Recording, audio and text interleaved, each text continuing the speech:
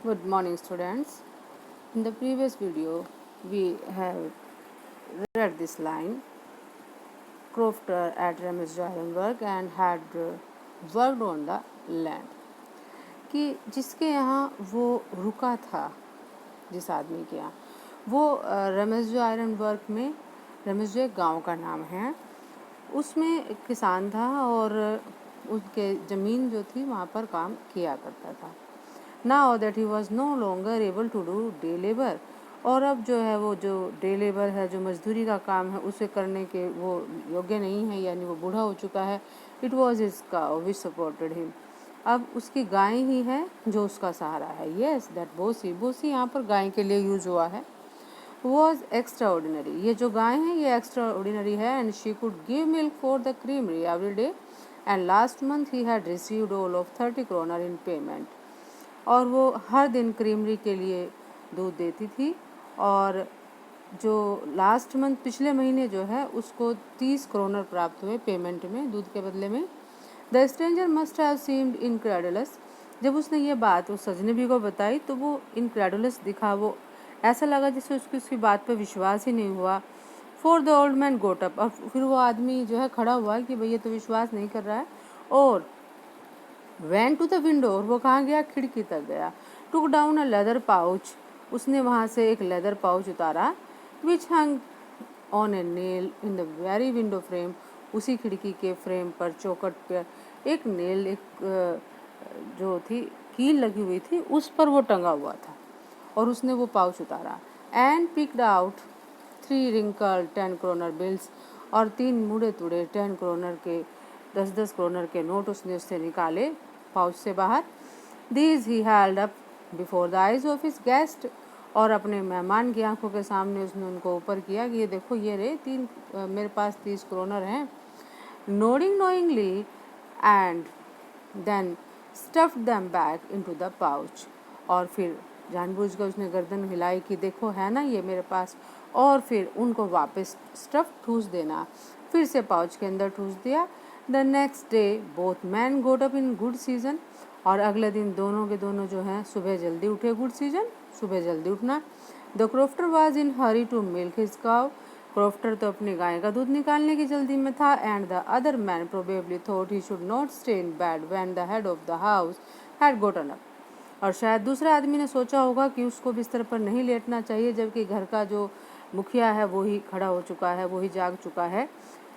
They left the cottage at the same time. और एक ही समय उन्होंने कॉटेज को छोड़ा. And the crofter lock the door and put the key in his pocket. Crofter ने दरवाजे को बंद किया और चाबी को अपनी जेब में रख लिया. The man with the rat trap said good bye. और जो चूहेदानी वाला आदमी था उसने गुड बाय कहा एंड थैंक यू कहा. And thereupon each went his own way. और अपने अपने रास्ते दोनों चले गए. But half an hour later the rat trap peddler stood again before the door. और आधे घंटे के बाद वो पैडलर फिर से वहाँ नजर आया, दरवाजे के सामने खड़ा था. He did not try to get in however. यद्यपि उसने अंदर जाने की कोशिश नहीं की. He only went up to the window, smashed a pane, stuck it in his hand. वो केवल खिड़की के पास गया और एक पैन को, एक शीशे जो था, खिड़की का जो कांच था, उसको स्मैश किया, तोड़ दिया और अपना हाथ अंदर डाला. And got hold of the pouch with the 30 kroner. और 30 kroner वाला जो पाउच था उसको पकड़ लिया. He took the money and thrust it into his own pocket. उसने पैसे लिए और उन पैसों को अपनी खुद की जेब में डाल लिया. Then he hung the leather pouch very carefully back in its place and went away. फिर उस लेदर पाउच को बड़ी सावधानी से वापस वहीं टांग दिया और अपने रास्ते चला गया. As he walked along with the money in his pocket, he felt quite pleased with his smartness. और जब वो पैसे लेकर चला जा रहा था बड़ा खुश हो रहा था, प्लीज्ड था वो कि अपनी स्मार्टनेस पर, कि मैं कितना चतुर हूँ. He realized of course that at first he dared not continue on the public highway. और वास्तव में फिर उसने ये भी रियलाइज़ किया कि अब वो साहस नहीं कर पा रहा है कि पब्लिक हाईवे पे चले कि भाई कोई इसको पीछे से आगे पकड़ सकता है. और उसने ये सोचा, must turn off the road into the woods, कि उसे सड़क से जो है जंगलों में मुड़ जाना चाहिए. During the first hours this caused him no difficulty. और जब वो जंगल में मुड़ गया तो पहले घंटे के दौरान तो उसको कोई परेशानी नहीं हुई. Later in the day it became worse. लेकिन जैसे जैसे दिन बढ़ता गया हालात जो है बदतर होते गए। For it was a big and confusing forest which he had Gotan into. और जिस जंगल में वो घुसा था, क्योंकि वो एक बहुत बड़ा था और कन्फ्यूजिंग जंगल था, मतलब उसको रास्ता भुलाने वाला जंगल था। He try to be sure to walk in a definite direction. उसने बड़ी कोशिश की कि भाई मैं सीधी दिशा में चलता रहूं और इस बार मैं बिल्कुल निश्चित रहूंगा। But the paths twisted back and fourth so strangely. लेकिन उस जंगल के रास्ते बड़े ही अजीब तरीके से आगे और पीछे बड़े मुड़ रहे थे।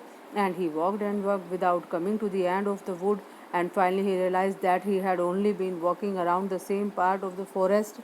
लेकिन वो जंगल में चलता गया, लेकिन वो ऐसे ही चलता गया और जंगल का अंत ही नहीं आया। और अंत में उसने ये रियलाइज़ किया कि वो क्या हो गया है, वो जंगल के एक ही हिस्से में बहुत देर से चल रहा है। All at once he recalled his thoughts about the world and the rat trap. और तुरंत उसको अपने खुद का जो उसका विचार था संसार के बारे में और चूहेदानी के बारे में, वो विचार आया।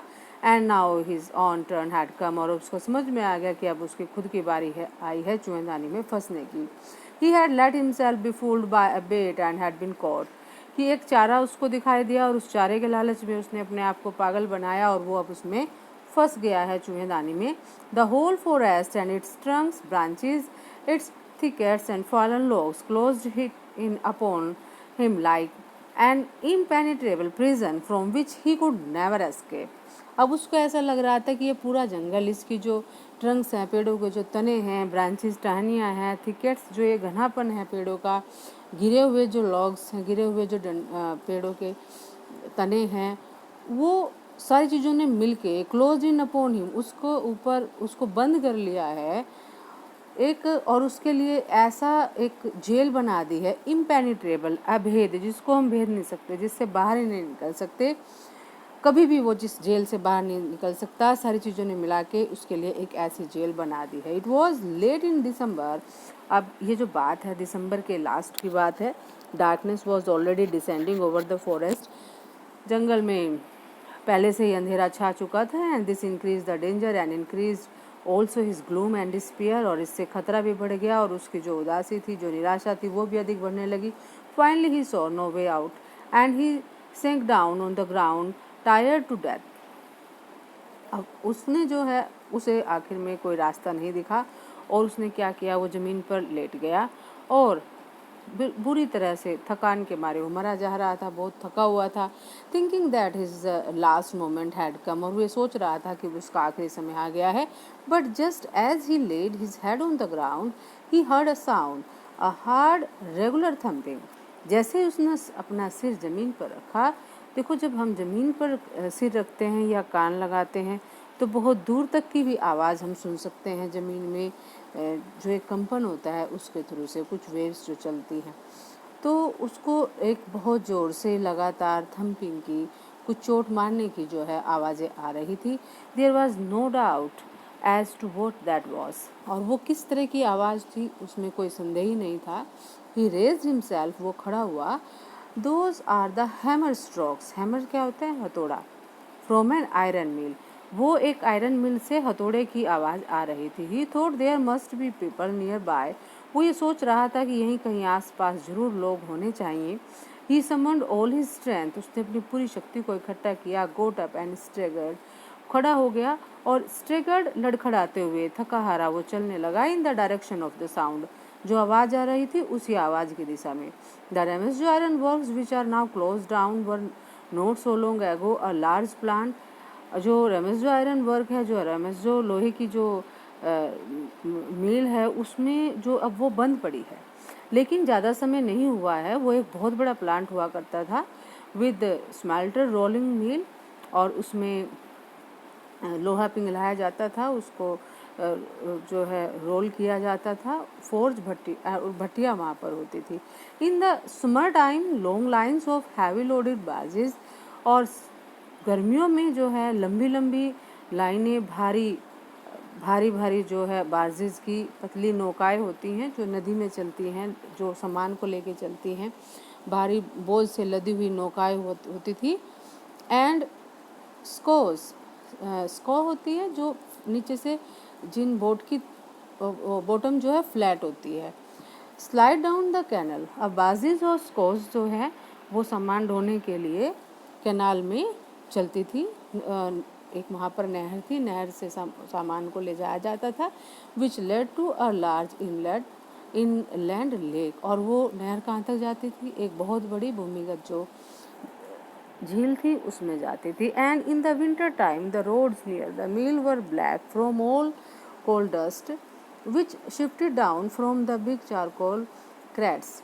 और सर्दियों की अगर हम बात करें तो सड़क जो होती थी वो बिल्कुल काली हो जाती थी, जो मिल के आसपास की सड़कें होती थी, क्योंकि कोयले की जो धूल है वो बड़े बड़े जो चारकोल के जो क्रेट्स होते हैं, क्रेट्स एक कंटेनर होता है जिसमें हम कुछ भी सामान रखते हैं, तो जब उस कंटेनर में उन बॉक्सेस में जो जैसे सब्जी वाले भी रखते हैं उनके पास भी क्रेट्स होते हैं, तो जब चारकोल को रखा जाता था तो उसमें से शिफ्ट होके उसमें से छन छन के जो है कोयले की धूल गिरती रहती थी और उससे जो है सड़कें ब्लैक हो जाती थी। During one of the long dark evening just before Christmas. देखो मैं भी आपको बता दूं कि हमने इसको बिल्कुल पहले ही पढ़ा था कि जो ये स्टोरी है ये स्वीडन में एक ऐसी जगह की स्टोरी है जहाँ पर कि लोहे की और कोयले की खाने हैं। और during one of the long dark evening, और एक लंबी काली शाम के दौरान जस्ट बिफोर क्रिसमस, क्रिसमस से ठीक पहले, the master smith and his helper set in the dark forge near the furnace. भट्टी के पास मास्टर स्मिथ और उसका हेल्पर दोनों बैठे हुए थे अंधेरी फोर्स में। And waiting for the pig iron, कच्चे लोहे का इंतजार कर रहे थे। क्या इंतजार कर रहे थे? क्योंकि उन्होंने भट्टी में लोहे को डाला हुआ था और इंतजार कर रहे थे कि वो लोहा पक जाए। Which had been put in the fire, जिसको आग में रखा गया था उसका वेट कर रहे थे। To be ready to put on the anvil, कि वो इतना तैयार हो जाए कि उसको एनविल पर रखा जा सके। एनविल क्या होता है? कि एक चीज़ होती है जिस पर रख के हम लोहे को चोट मारते हैं।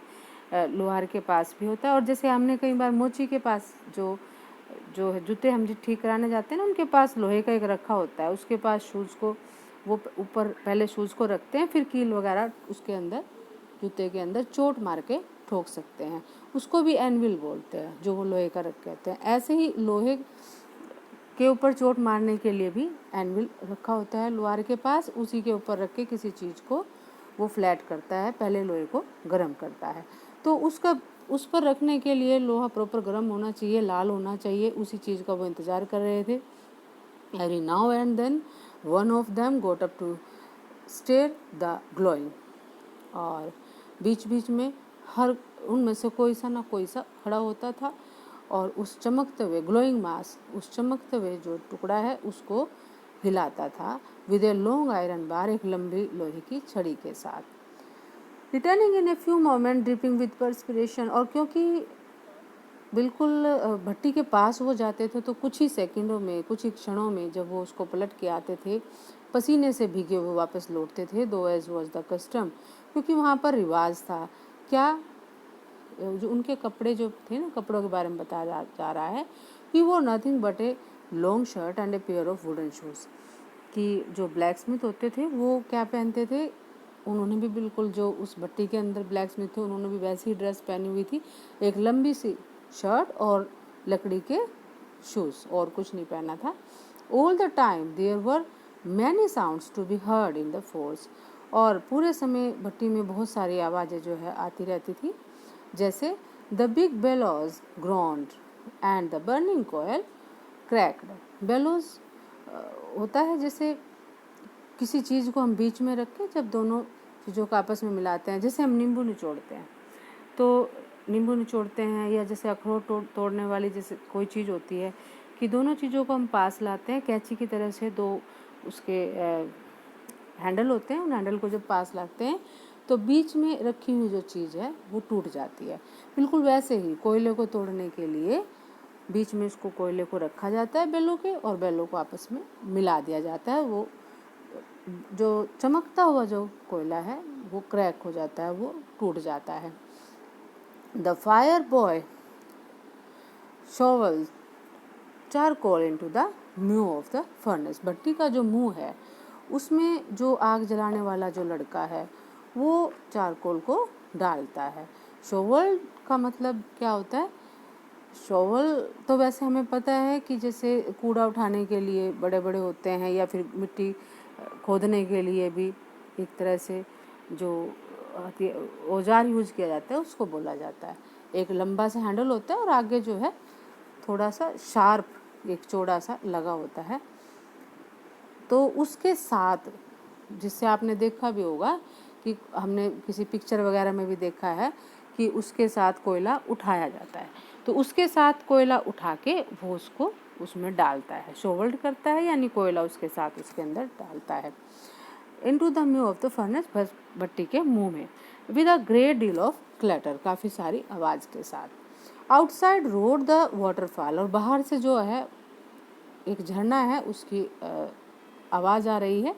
And A sharp north wind whipped the rain against the brick tiled roof, और उस जो कमरा है भट्टी का उसकी छत जो है टाइल वाली है, और तेज उतरी हवाएं चल रही हैं, और वो हवा के जो बारिश है ना उसके ऊपर जब टाइल पे पड़ रही है ऐसी आवाज़ आ रही है जैसे टाइल के ऊपर कोई कोड़े मार रहा हो।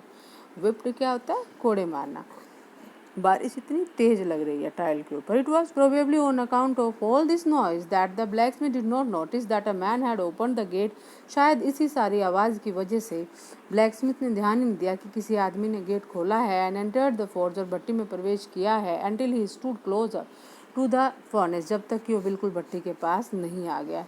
Surely it was nothing unusual for poor vagabond without any better shelter for the night to be attracted to the forge by the glow of light which escaped through the sooty pane।